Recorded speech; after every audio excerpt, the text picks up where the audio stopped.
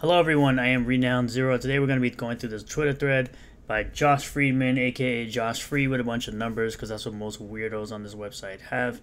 Him and other detractors such as James Castle like to talk a lot of shit and say that Eric doesn't provide evidence to, say the things that he says. Meanwhile, he's saying things here that he has no evidence to prove, such as the idea that Eric July's book iSum is not being sold in comic shops, which it is, and I'm going to expose this fool, as I always do with these weirdos on Twitter, these hate watchers and these detractors that are on this website. But before we get started, do hit like if you like the video, obviously at the end. Comment below what you think about all this and subscribe for more content as I continue to expose these weirdos and these psychopathic people that continue to do nothing but cope and seethe as Eric just continues to win. We'll get started right here. Eric July announces his RippaVerse project, and his fans immediately begin hailing it as the next big thing. Yes, that's what most fans typically do of someone or something. It's called enthusiasm, you weirdo. Like, don't you know the definition of enthusiasm? Do you know what enthusiasm looks like? Pre-order sellout, although without an official number of books sold. Eric has been completely transparent throughout his entire campaign, and if you actually knew anything about the man, you would know that he's been transparent about how many books were actually sold. But you're too stupid and room temperature IQ to actually do your own research. Which, once again, saying that there's no official number of books, you didn't do your research. You have no evidence to prove that that isn't a possibility and that isn't a thing. But of course, I digress. Eric claims his goal is for RippaVerse to beat Marvel and DC and that he will win.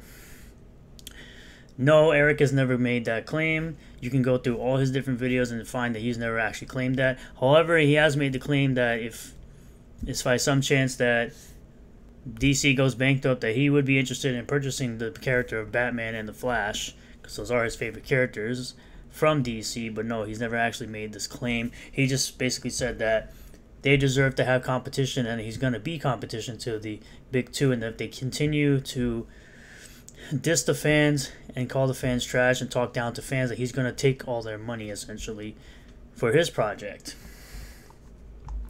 Eric receives millions of dollars in funding from conservative kids. I would say 95% of his audience is libertarian.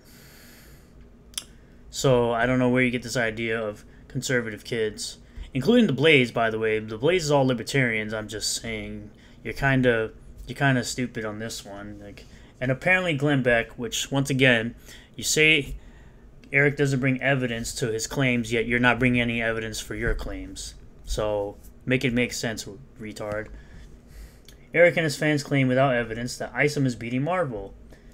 They did bring on the evidence that showed that iSum was indeed outselling, but you fail to report that because it would break your narrative. They've had these lists from those two websites that people like to use for book sales, but you don't want to show that because you know it would break your narrative immediately. Instead of making a normal marketing campaign, Eric crafts on diverse products to promote his comics to promote his product. No, he craps on garbage comics, and the diverse comics are not diversity in thought. They're diverse for diverse sake, and they have trash messaging in the books. That's why he continues to say, oh, here's some garbage product that you don't want to read because it's political and it's full of identity politics. Well, he never said that. I'm saying that. But here's a bunch of comic books from Marvel that talk down to the customer, essentially calling people all the names in the book. And here's my comic that doesn't do this. You act like this has never been done before with Nintendo, and Sega, where Sega says Sega do when Nintendo don't. Like, there's never been such things called attack campaigns before. It's never been done in history, right? But again, you won't show the evidence of that now, will you? Eric consistently, unprofessionally attacks his naysayers in videos and argues with them on Twitter. Yeah, it's called monetizing your haters. It's called making bank on stupid people. Which is what he continues to do and will continue to do as long as you stupid people continue to argue with him on Twitter. It's a great business model. Argue with people on Twitter, make videos on them, make money. It's not hard. iSum #1 was released a month later than originally expected. Okay. Books are delayed all the time by Marvel and DC, and he got a huge influx of orders, and he wasn't expecting to sell as many comics as he did, which is why it was delayed a month. But you don't want to prove any evidence or show anything as to, on the contrary, as to why this is a thing. Because you know it would break your narrative, and you would look stupid on the internet, more stupid than you already do. And all the people that are liking these, those are more stupid people. Eric's cult, now fully indoctrinated, celebrated as the end of Marvel and DC. Yeah, the end of them supporting Marvel and DC. The end of not supporting trash companies, trash corporations that don't fit their ideals or have the same values as they do. Or, again, reading a comic to escape. Not reading a comic for someone's political views or garbage political views. And it's only one-sided. Eric claims without evidence that ISOM is not only being distributed in comic stores, but is flying off the shelves. Okay, so here you go. Let me help you, because stupid people need to be helped. Here's ISOM number 1, cover A. Here's ISOM number 1, cover B. Here's ISOM number 2, number 1 again. Sorry, cover C. This item is not in stock because it's sold out. Because it's sold out. Item is not in stock because it's sold out. It's sold out, bud. Right here, there you go. Out of stock. Because it's sold out. Let's go to the next one. Kingdom of Comics. Oh, proudly selling ISOM number 1 from RippaVerse. Sold out. Sold out. Because it's not there. It's sold out. Here's another one. It was number 2 for the week that it came out, the week that it was released at Comic Book Invest. Beating out DC. Beating out DC. Beating out independent comics from Charles Soule. Beating out Marvel, which is Star Wars. Beating out more DC. Beating out The Boys. Beating out more DC for the week that it came out. The only thing it didn't beat was Spawn, because Spawn is highly successful, and it's Todd McFarlane. Everyone loves Todd McFarlane. Everyone loves Spawn. I mean, really, dude? Come on now. Give me a fucking break. Oh, here you go. Oh, here's another one. Here's the proof. Kingdom of Comics, right? Where they said that ISOM number 1, cover A and B are back in stock at Kingdom of Comics. They put an update. Cover B is sold out. Thank you for all your purchases. Greatest fan base we have ever dealt with our business. The support and sharing is unbelievable. Thank you so much.